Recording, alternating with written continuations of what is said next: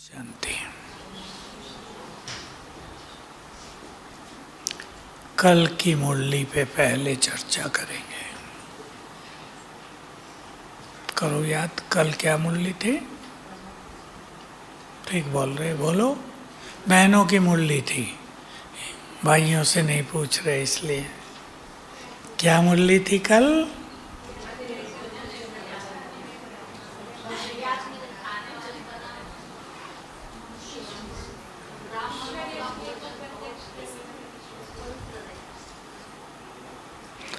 भाई लोगों को भी याद रहती है मुरली? बोलो क्या थी मुरली?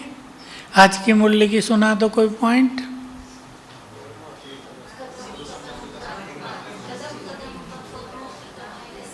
हाँ, वो लास्ट था। मुरली की पॉइंट सुना दो।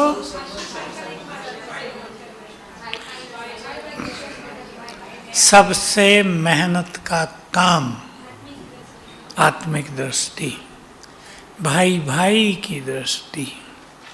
लोगों ने तो शोर मचाया दुनिया में, ब्रह्मा कुमारियाँ भाई बहन बनाती हैं। यहाँ बना रहे भाई भाई, बहनों को भी भाई। भाई क्या? आत्मा। जब उन्हें ये पता लग जाएगा ये आत्मिक भाव पैदा कर रहे, तो नतमस्तक हो जाएंगे। बहुत सारे अच्छे सन्यासी आजकल बोल रहे हैं अच्छी अच्छी बातें ब्रह्मा कुमारी के बारे में। अच्छे अच्छे बड़े सन्यासी, कोई तो महामंडलेश्वर भी है, कोई मठाधीश, बड़े महंत हैं, बहुत अच्छा बोल रहे। ज्ञान को समझ लिया उन्होंने कि जो ज्ञान हम आज तक सुनते आए शास्त्रों का, उससे आगे का ज्ञान है ब्रह्मा कुमारियों का। तब उनके मुख से हम सुन सकेंगे, संसार सुन सकेगा। हम ही अपनी बात सुनाते हैं तो लोग तो सोचेंगे ना इनकी अपनी बात है, पर वो सुनाएंगे तो बड़ा प्रभावकारी होगा। तो कर्मातीत अवस्था अर्थात भाई भाई की दृष्टि, अंत में एक के सिवाय कुछ भी याद ना आए, देह बिल्कुल भूल जाए। कर्मातीत होते ही तब है जब सब विकर्म समाप्त हो जाते हैं, और उसका अभ्यास यही है अशरीरीपन, आत्मिक दृष्टि, पावरफुल योग। पीछे मुरली में आया था बहुत अच्छा, मैं तुम्हें देखूं तुम मुझे देखो, करंट लेते रहो तो तुम्हारे विकर्म विनाश होंगे। तो बाबा के स्वरूप को देखना योग में प्रैक्टिस करेंगे सभी। चलते फिरते खाते पीते प्रैक्टिस करेंगे। महाज्योति को परम धाम में देखना, उसका दिव्य स्वरूप। बिंदु नहीं कि पेंसिल से बिंदु लगा दिए है भगवान, वो नहीं।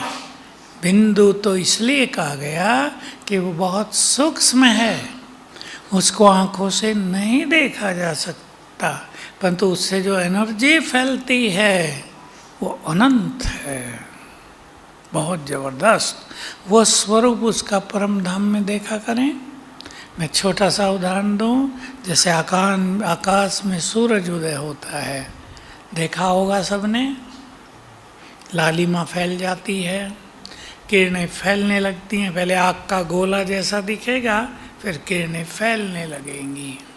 शिव बाबा ऐसे ही परम धाम में बिल्कुल सूक्ष्म बिंदु स्वरूप, उसकी एनर्जी जैसे उसकी लालिमा सारे ब्रह्मलोक में फैलती है। उसकी शक्तियाँ दूर दूर तक जाती हैं। ऐसा उसका स्वरूप देखेंगे तो जिस भी वस्तु को, व्यक्ति को, ऑब्जेक्ट कहते हैं इंग्लिश में, जिस भी ऑब्जेक्ट को हम देखेंगे उससे हम जुड़ जाते हैं, उसकी एनर्जी हम में आने लगती है। तो निराकार शिव बाबा को देखेंगे, जुड़ गए हम उससे, उसकी शक्तियाँ हम में आने लगेंगी। और उसकी शक्तियाँ हम तब ग्रहण करेंगे जब हम आत्मा बनकर बैठेंगे। देहभान में बैठेंगे तो पूरी तरह उसकी एनर्जी ग्रहण नहीं होगी। इसलिए आत्मा समझने का अभ्यास बहुत जरूरी होता है। हमें आत्मा इसलिए भी अपने को समझना है क्योंकि सारे विकारों का संबंध देह से रहता है। देहभान छूटता जाए तो सभी विकार छूटते जाएंगे। बाबा सतयुग की बात कर रहे थे, आज थी शायद। हर एक को अपना अपना बगीचा होगा, छोटा मोटा नहीं, अच्छा बड़ा बड़ा होगा। बच्चे घूमेंगे, हाँ। और फूल कैसे होंगे? सुगंधित। हवाएं फर्स्ट क्लास होंगी, आजकल जैसी नहीं कि तपा रही है, खुशबूदार हो जाएगी हवा। अब जब सुगंधित फूलों से टच करके आएगी तो हवा भी सुगंधित होकर बहेगी। मुझे याद आ रही थी तब बात कि बाबा कहा करते हैं, जब तुम देवता हो तुम्हारे अंग अंग सुगंधित हैं। कलयुग में मनुष्य के अंग अंग दुर्गंध से भरे हुए हैं। योगियों के अंग अंग शीतल होते हैं। तीनों चीजें तो सतयुग का वर्णन किया बाबा ने बहुत अच्छा। वो दुनिया बाबा के सामने आ गई। कैसा संसार होगा, एक एक का घर ही कितना बड़ा होगा। सोचो कितना बड़ा होगा आपका घर।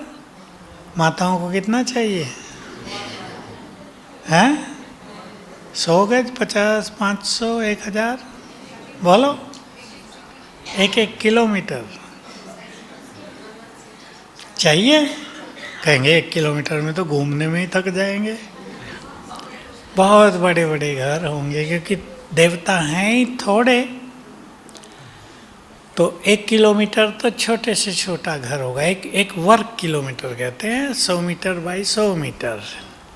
ये 1000 मीटर हो जाएगा, 1000 10,000 हो जाएगा। 100 मीटर बाई 100 मीटर, इतने बड़े बड़े घर हो जाएंगे। फिर क्या है, जनसंख्या बढ़ने लगेगी तो उन्हीं घरों में बंटवारा होने लगेगा ना, जैसे आजकल होता है। तो कम होने लगेगा त्रेता तक जाते जाते। राजाओं के घर महल कई किलोमीटर्स में होंगे, उनके पास सब साधन होते हैं ना। कलयुग में भी आपने कहीं किले देखे हों तो अच्छे बड़े बड़े होते हैं। जयपुर का राजा, अब वो तो कोई बहुत बड़े राजा तो नहीं, एक छोटी स्टेट, पर उनके 2 बड़े बड़े किले, 2-3 होंगे। कितने बड़े बड़े हैं। एक तो हवाई उसमें है, देखा है ना, हवा महल कहते हैं, जिसमें हवा आती है। देखो कैसी ज़बरदस्त इंजीनियरिंग थी। लाइट रहती थी किलों के अंदर, ऐसा सिस्टम बना हुआ था। जबकि इंजीनियरिंग कॉलेज नहीं थे, आर्किटेक्ट भी नहीं थे, लेकिन इतने मजबूत बनते थे कि दुश्मन उन्हें तोड़ भी नहीं पाते थे। तो ऐसे बड़े बड़े स्थान हमें बाबा दे रहा है। बाबा भारत की बहुत महिमा करते हैं। भारत अविनाशी खंड है, इसका विनाश नहीं होता। सबसे पवित्र खंड। क्यों विनाश नहीं होता? भगवान के कदम पड़ते हैं यहाँ। आप इस बात से सोचो, इस मधुवन का जहाँ हम बैठे हैं, आगे चल के कितना महत्व हो जाएगा। यहाँ तो ब्रह्मा जी ममा रही, जगदम्बा सरस्वती, दुर्गा देवी यहाँ रही। उनके कदम, दृष्टि, हाथ सब पड़े हैं। यहीं उन्होंने तपस्या की है। ये ऐसा चार्जिंग प्लेस बन गया है और आने वाले समय में प्रख्यात हो जाएगा कि लोग यहाँ आया करेंगे। बोलो, आपके मुख से सुनना चाहते हैं, क्या क्या होगा? हाँ, चार्ज हो जाएंगे, ये तो है ही। बहुत लोग निरोग होकर जाया करेंगे यहाँ से। बहुतों को यहाँ, जो बहुत बड़ी बात होगी, साक्षात्कार हुआ करेंगे इस भूमि पर आते ही। मैं सुनाया करता हूँ एक बात। हम नांदेड़ गए, महाराष्ट्र में है, बैठे हैं महाराष्ट्र के भाई बहने, नांदेड़ है। तो मैंने पूछा, गुरुद्वारा बहुत अच्छा, 2 बार जा चुके। दूसरी बार जब गए तो सोना चढ़ाया जा रहा था पूरे गुरुद्वारे पे। हमने चढ़ते हुए, हमें दिखाते हैं, वो अंदर ले गए, बड़े प्यार रखते हैं, बैठा देते हैं वहीं हमें। तो मैंने पूछा, ये आप पंजाब से यहाँ कैसे आ गए भाई? कहा, ये तो हमारा एक अच्छा तीर्थ है, इंटरनेशनल, सारी दुनिया का। तो मैंने पूछा, ये तीर्थ कैसे बना? तो कहा, हमारे गुरुदेव यात्रा करते हुए 3 दिन यहाँ ठहरे थे। मैं सोचता रह गया, 3 दिन गुरुदेव, गुरु नानक देव थे या कौन, वहाँ ठहरे, सिखों का तीर्थ बन गया। और जहाँ भगवान सालों साल ठहरा हो,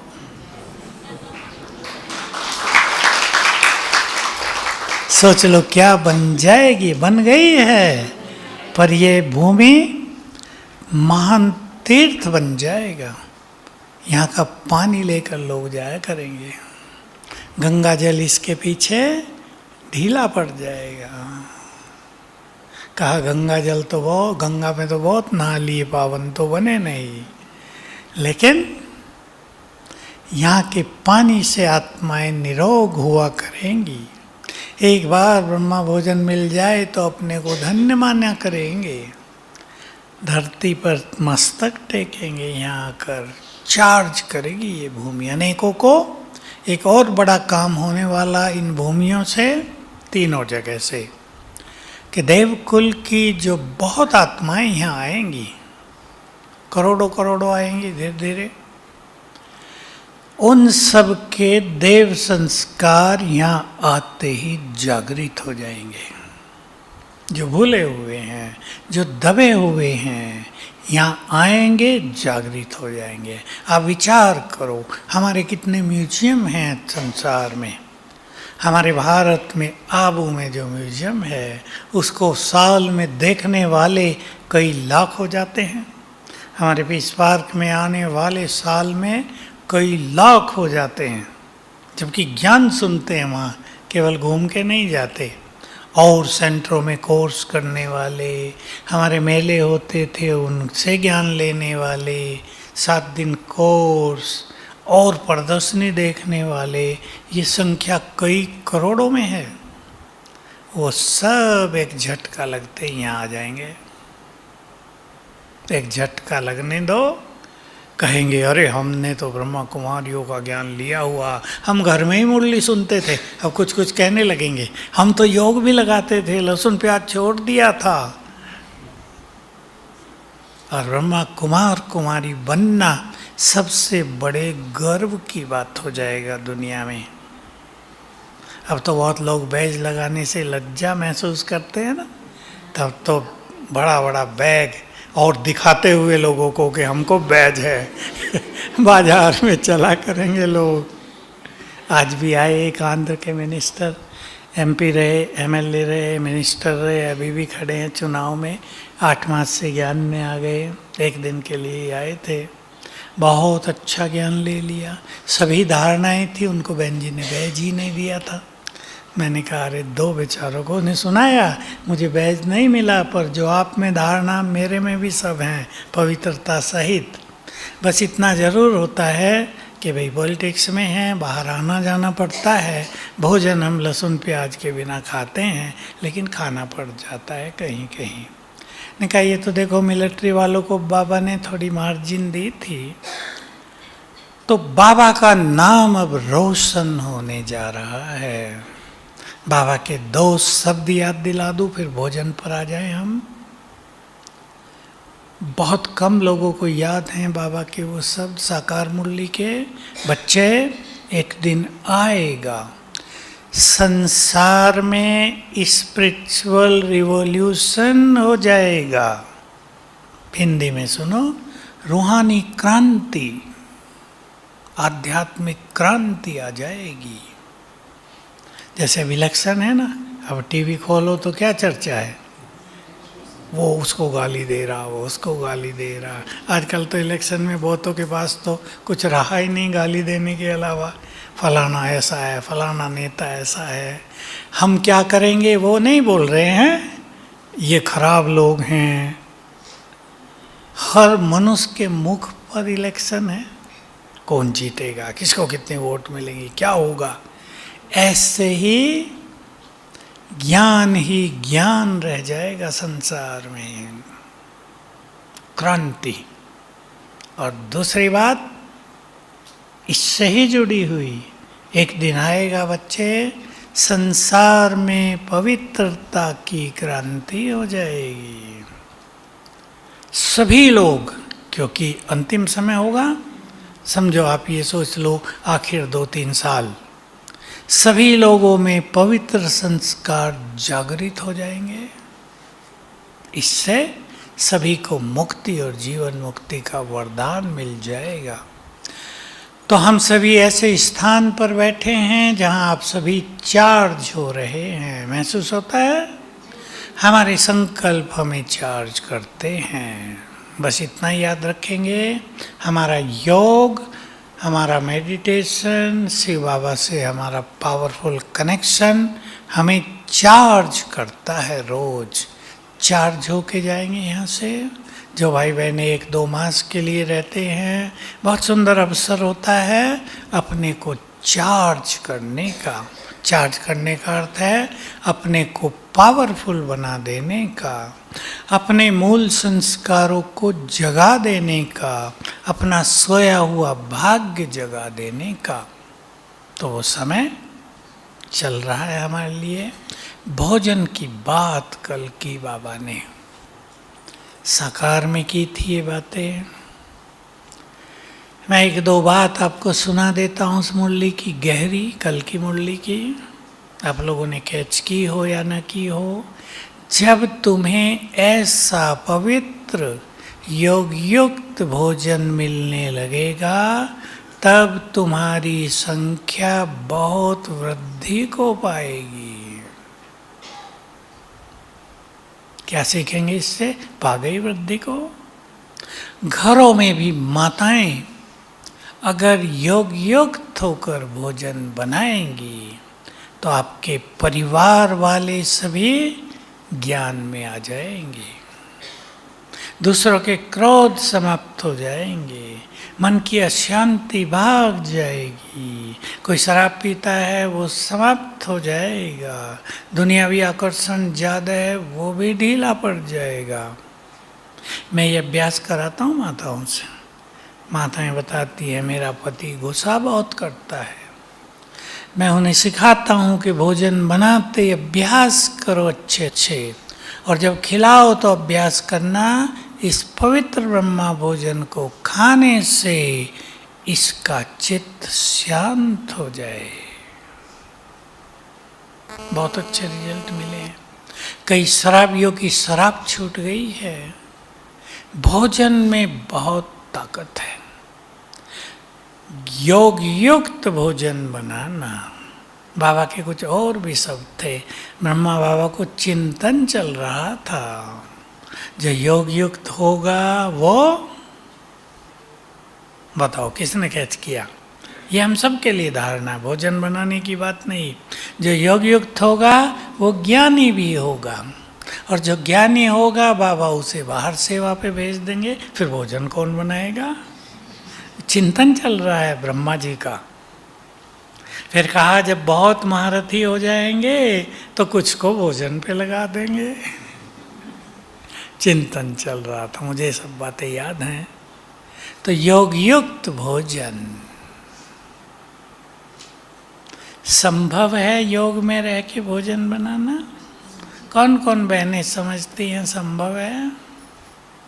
बहुत अच्छा, आप तो बहादुर हो बहुत, क्योंकि नहीं तो किचन में जाते ही वहाँ की खुशबू बाबा को भुला देती है। काम बाबा को भुला देता है, काम में बिजी हो जाते हैं। ऐसा अपना अभ्यास करना है। बाबा ने ये सब दिया कि हम कर्म कॉन्शियस न हो। काम ये करना है, ये करना है, अब सब्जी काटनी है, अब ये करना है, इसको कहते हैं कर्म कॉन्शियसनेस। कर्म पे सारा ध्यान, इसे हटा के बुद्धि ऊपर। और आप अगर थोड़ा अभ्यास कर लें तो एक चीज पाएंगे आप सभी भाई लोग भी जो भोजन बनाते हो, किचन में योग सबसे अच्छा लगेगा। करके देखना, किचन आपका बाबा का रूम बन जाएगा।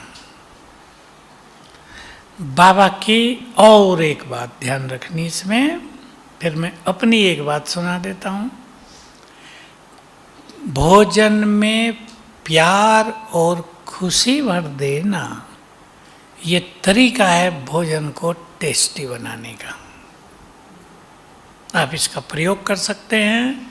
कभी कोई व्यक्ति टेंशन में, परेशानी में, गुस्से में भोजन बना रहा हो, माल मसाला वही डाल रहा हो, दूसरा व्यक्ति प्यार से शांत में बाबा की याद में वही मसाला डालते हुए भोजन बना रहा हो, टेस्ट किस में ज़्यादा होगा?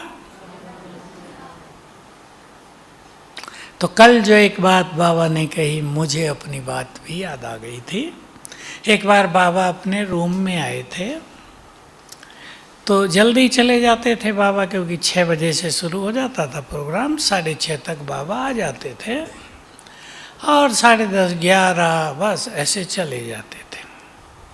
तो पहले ऐसा ऑफिशियल प्रोग्राम नहीं होता था कि कोई बाबा को भोजन खिलाया जाएगा हर बार। बाबा बहुत देर तक ये हर एक से मिलते थे, मेरे को देखो माताएं, मेरे को उधर नहीं, वो आप ही बैठेंगे। तो बात पता नहीं 71 की है। मैं किचन में था, हम 2 थे, एक वल्लभ भाई था, उसने शरीर छोड़ दिया है।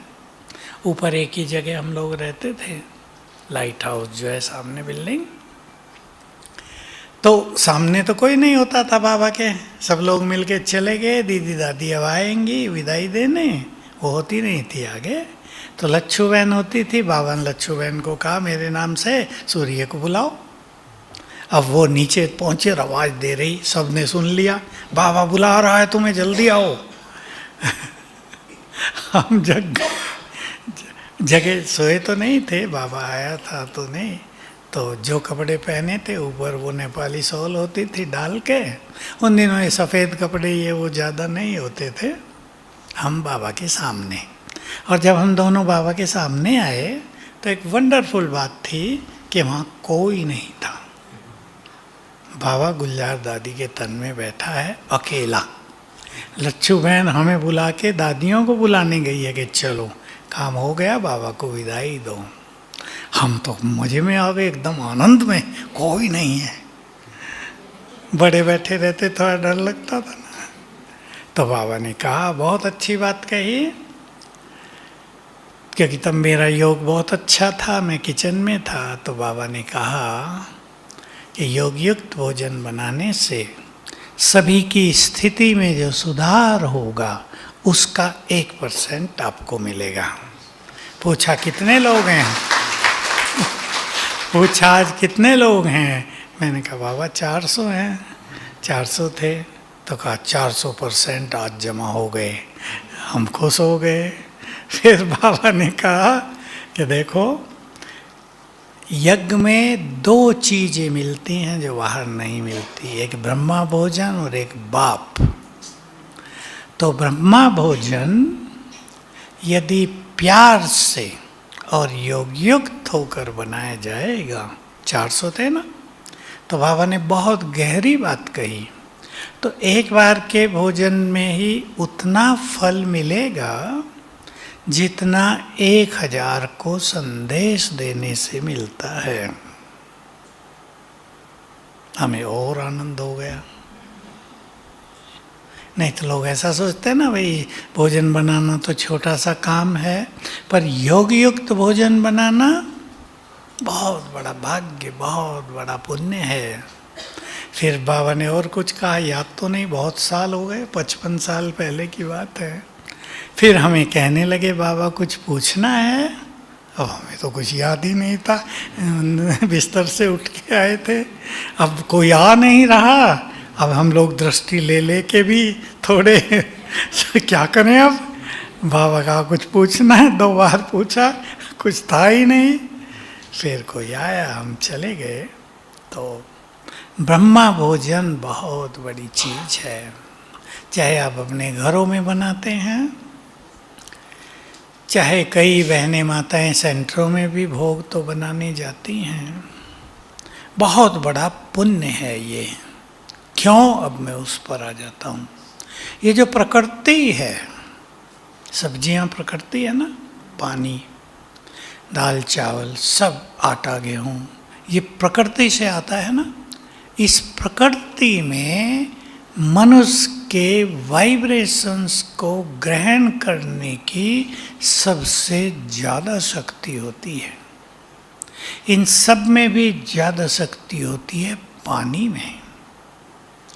पानी हमारे वाइब्रेशंस को तुरंत अपने में समा लेता है, और जो उसको पिएगा वो उसमें चले जाएंगे वाइब्रेशंस। तो भोजन बनाते, अगर आप बहुत आनंदित स्थिति में हैं, आप गीत बजा ले बाबा के, कोई मनपसंद क्लास चला ले, मुरली चला ले, अच्छी स्थिति में स्थित होकर भोजन बनाए। एक है योग युक्त, दूसरा है अच्छी स्थिति में स्थित होना। समझ रही ना बहने अर्थ दोनों का। मान लो आपका योग इतना नहीं रहता, छूटता है, भूलता है, तो बहुत आनंद में बाबा से बात करते हुए आपके लिए भोजन बना रहे हैं। ये भोजन हमारे परिवार के लिए औषधि बन जाएगा, ये अमृत है, जो भी इसे खाएगा उसका कल्याण हो जाएगा, वो निरोग हो जाएंगे। बाबा इस पर अपनी नज़र डाल दो, अपने वाइब्रेशंस डाल दो, बातें करते रहो। ये तो इजी है ना, थोड़ा सा अपने को हटाना पड़ेगा और बातों से। तो ये करते हुए भोजन में हमारे ये सुंदर वाइब्रेशन समा जाएंगे। और ये बिल्कुल सीधा सिद्धांत है, जो वाइब्रेशंस आपने भोजन में भर दिए, खाने वाले में वही पहुंच जाएंगे, वो नष्ट नहीं होते हैं। आपने अगर भोजन इस संकल्प से बनाया है, मैं परम पवित्र आत्मा हूँ, बहुत बार याद कर लिया, तो पवित्रता भर गई आपके भोजन में। यदि आपने भोजन इस संकल्प से बनाया है, ये भोजन अमृत तुल्य है, औषधि है, तो वो वही बन गया। क्योंकि जितनी ऊंची हमारी स्थिति होगी, हमारे संकल्पों का उतना ही गहरा प्रभाव भोजन पर आएगा। आप अपने बच्चों की बुद्धि का विकास कर सकते हैं भोजन से। किसी छोटे बच्चे में गुस्सा आता है, उसके क्रोध को शांत कर सकते हैं आप भोजन खिलाकर, पानी पिलाकर। पानी पर हमने अच्छे अच्छे प्रयोग करा दिए। एक बहन को खुशी नहीं रहती थी, मैं ऐसे ही पानी की बात सुना रहा था चार्ज करने की, उसने दूसरे रूप से कर लिया। वो पानी लिया गिलास में, 7 बार संकल्प किया, मैं बहुत खुशनुमा आत्मा हूँ, मैं बहुत खुश हूँ, मैं बहुत खुश हूँ। और मुझे अनुभव सुनाया, 1 मास के बाद मुझे इतनी खुशी रहने लगी कि वो समाई नहीं जाती थी मेरे से। पानी इंग्लिश में कहते हैं बहुत सेंसिटिव है, बहुत तेजी से वाइब्रेशंस को ग्रहण करता है। इसलिए इसको कहा जाता है मेमोरी को धारण करने की शक्ति पानी में सबसे ज़्यादा होती है, अन्न में, सब्जियों में।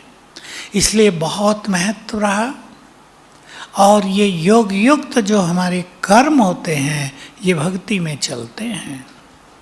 आपने योग युक्त भोजन बनाया है ब्राह्मणों ने, तो ब्रह्मा भोजन का इतना बड़ा महत्व हो गया कि कलयुग के अंत में भी लोग ब्राह्मणों को बुलाकर भोजन खिलाते हैं, जिमाते हैं, करते हैं ना सभी। इसको पुण्य माना जाता है।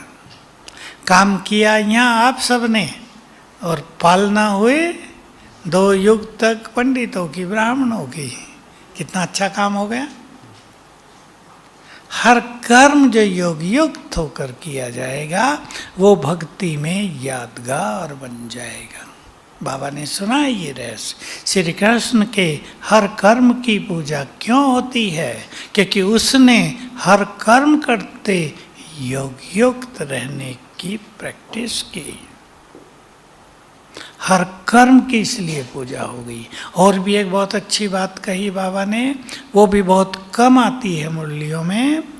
बाबा और ममा का नींद का समय भी योग में गिना जाता है, इसलिए वो 24 घंटे के निरंतर योगी माने जाते हैं दोनों। क्यों?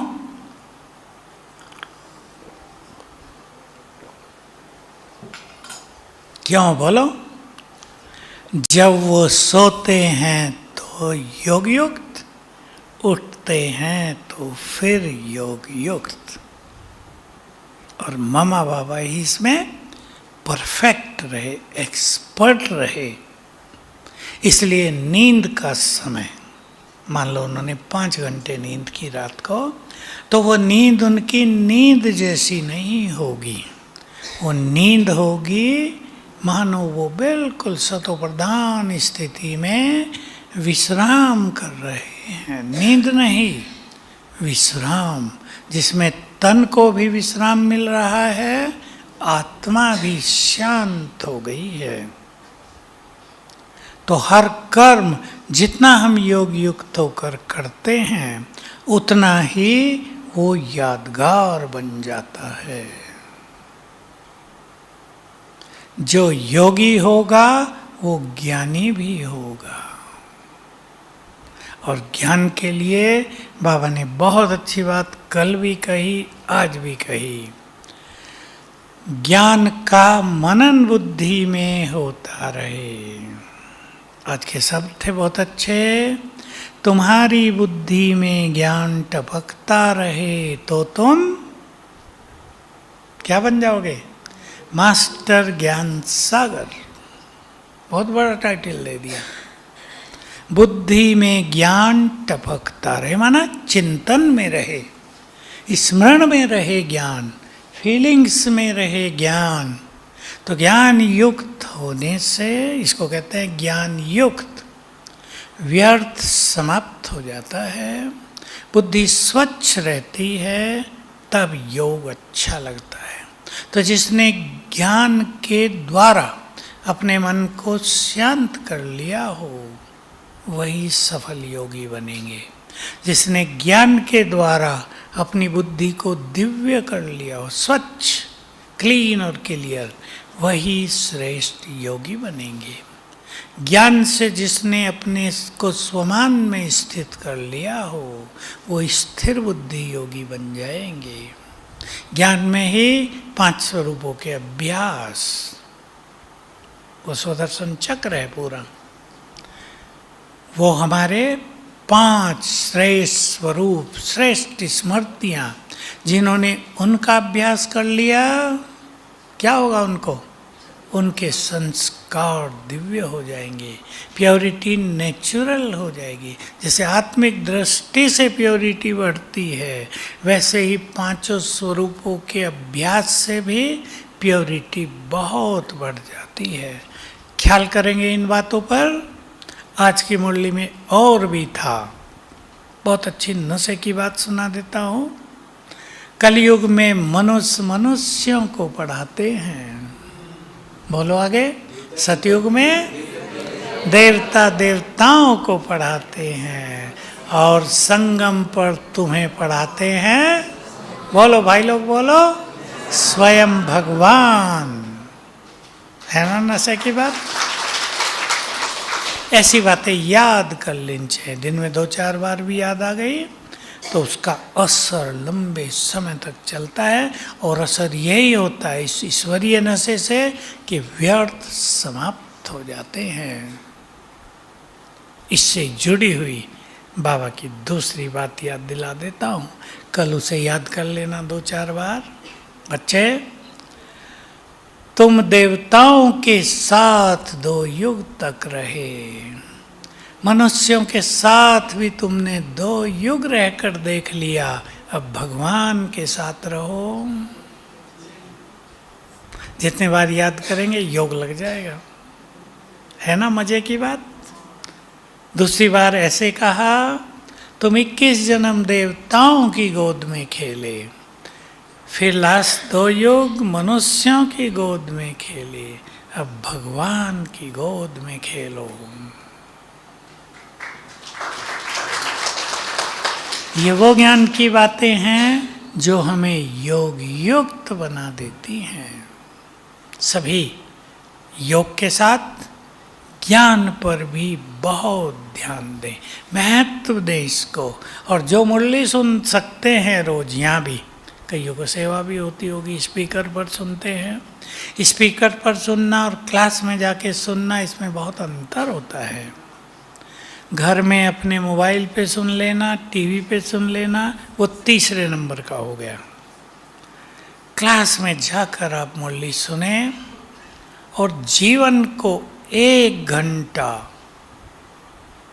रस युक्त बनाकर वापस आए, जैसे अमृत पान करके आए हों। अमृत ही है ना वो, ईश्वरीय महावाक्य, भगवान के बोल। लोग तो गीता के वचन सुन के भी आनंदित होते हैं। देखो रामायण की कथाएं चलती हैं, भागवत की कथाएं चलती हैं, लोग वहाँ से भी खुश होके आते हैं। और भगवान जहाँ स्वयं ज्ञान दे रहा हो, अमृत वर्षा हो रही हो, तो ऐसा अनुभव करके आए, अमृत पान करके आ गए हैं। ये तब होगा जब वहाँ एकाग्र होकर मुरली सुनेंगे। इसके लिए लिखना भी चाहिए मुरली की पॉइंट, सारी नहीं, कुछ कुछ। ये नहीं बाबा ने कहा बच्चे आत्माभिमानी होकर बैठो तो हम लिखने बैठ गए। लिखना तो ठीक है, लेकिन उस टाइम आत्माभिमानी हो जाएं। बाबा सतयुग की बात कर रहे जैसे आज कर रहे थे, तो सतयुग में कुछ क्षणों के लिए पहुंच जाएं। कभी बाबा घर की बात करते हैं परम धाम की, तो उस समय कुछ क्षण परम धाम में पहुंचकर अनुभव करें। बाबा कह रहे तुम किसके सामने बैठे हो, तुरंत अभ्यास करें। सामने भगवान बैठा है, बैठी तो टीचर है, लेकिन हम दूसरे रूप में देखें, बाबा खुद मुरली सुना रहे हैं। आज कहा तुम्हें बहुत नशा होना चाहिए, भगवान पढ़ाते हैं, इस नशे में स्थित हो जाए तो मुरली का पौना 1 घंटा हमारे लिए अमृत वेले से भी पावरफुल अनुभूति देने वाला होगा। क्योंकि अमृत वेले किसी का कैसा अनुभव, किसी का कैसा। और मुरली के समय हम एक ही मुरली सुन रहे हैं, सारी सभा जितनी बैठी है एक ही चीज़ सुन रही है। तो अगर सब के सब साथ साथ उसमें स्थित होते जाएं, तो चारों ओर वाइब्रेशंस भी बहुत पावरफुल फैलेंगे और अपनी बुद्धि, अपना विवेक दिव्य होने लगेगा। तो बहुत ध्यान देंगे मुरली पर। कईयों को मुरली का महत्व नहीं होता, सोचते हैं सुन तो ली, बाबा वही तो सुनाएगा आज भी। वो तो हम जानते ही हैं, बाबा कहेगा बच्चे मुझे याद करो। वो तो जान लिया, पर किया कितना। बाबा से पूछा गया था ये, जब बाबा व्यक्त हुए तो पूछा यही प्रश्न। बाबा ने कहा कि सुन तो लिया, जान भी लिया, लेकिन धारणा कितनी हुई। जब तक संपूर्ण धारणा न हो, बाबा पढ़ाते ही रहेंगे। क्योंकि बाबा का लक्ष्य केवल ज्ञान देना नहीं है, बनाना है। बातें तो ये उपनिषदों में भी हैं, दर्शनों में। गीता का तो दूसरा अध्याय बड़ा पड़ा है, तुम आत्माएं हो, सब आत्माएं हैं। कोई किसी को नहीं मार रहा, आत्मा मरती नहीं। अर्जुन को सिखाया जा रहा, तुम भीष्म को थोड़ा ही मारोगे, आत्मा अमर है। पर अभ्यास हुआ क्या? न पढ़ने वालों का हुआ, अर्जुन का भी बहुत कम हुआ। मोह जागृत हो जाता था, युद्ध ही नहीं करता था सच्चे मन से। सामने गुरु द्रोणाचार्य हैं, गुरु पर कैसे वाण चलाऊं, भीष्म पिता में युद्ध कर रहे हैं, कैसे लड़ूं उनसे, मैं तो उनकी गोद में खेला हूँ। तो अभ्यास नहीं हुए ना। बाबा हम सबको अभ्यास कराते हैं। तो कल सारा दिन सभी भाई बहनें, एक तो मैंने जो बातें बताई एक दो बाबा की गोद में खेलने की, सभी कल ये याद करते हुए इस ईश्वरीय नशे को कायम रखते हुए योग युक्त होने का अभ्यास करेंगे और सेवा करते हुए। बहनें माताएं तो किचन में और थोड़े इधर हैं, या अपने घरों में यहीं से आदत डाल दो, मैं आत्मा हाथों द्वारा काम करा रही हूँ। हम काम कर रहे हैं, ऊपर से बाबा की किरणें पड़ रही हैं। छोटे छोटे अभ्यास, बाबा मेरे साथ है, मैं बहुत भाग्यवान हूँ, भगवान के यज्ञ में रहने का, सेवा करने का सुंदर अवसर मिल गया है। भाई लोग भी जहाँ भी सेवारत हैं, ये सुंदर विचार और थोड़ा योग, शरीरीपन और आत्मिक दृष्टि का बहुत अच्छा अभ्यास, क्योंकि हमारी लंबी मंजिल है। आत्मिक दृष्टि 1-2 साल में भी नहीं हो जाती, सालों साल इसका अभ्यास करना पड़ता है, क्योंकि हम 5000 साल ही देह में रहे हैं, 5000 साल ही देह को ही देखा है, आत्मा तो दिखती नहीं। अब वो आदत काट के आत्मा को देखने की आदत डालना, इसके लिए अच्छी मेहनत की जरूरत है। तो सभी करेंगे ना, भोजन को खास ध्यान देंगे और लक्ष्य बना लो कि पवित्र भोजन खिलाकर मुझे अपने पूरे परिवार का कल्याण करना है, तो और बल रहेगा। ओम शांति।